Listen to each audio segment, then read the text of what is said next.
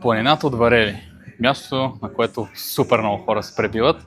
Ето как, според мен, най-добре може да се подготвим за тях. Освен да тренираме просто крака за сила и за отскок, можем да си построим нещо такова, което да е с малка разлика в самата височина и да бъде задължително поне на метър, метър и половина разстояние, защото в игрите наистина са доста големи разстоянията.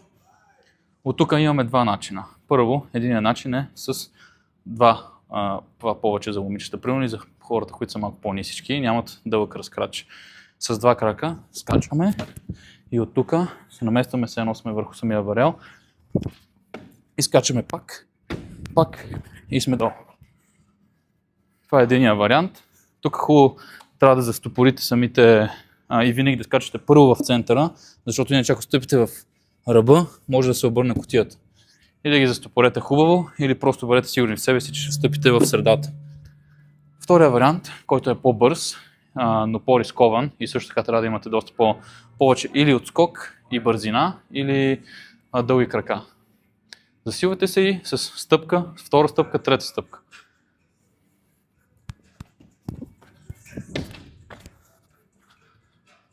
И така, с времето можете, ако искате, разбира се, да го правите още по-високо, да си слагате още по-високи нива, но имайте преди, че има някаква доза риск в това да паднете по някакъв начин, са бъдете внимателни. Също така, важно да запомните, когато минавате самите варели, когато слизате от тях, винаги да стъпвате под ъгъл.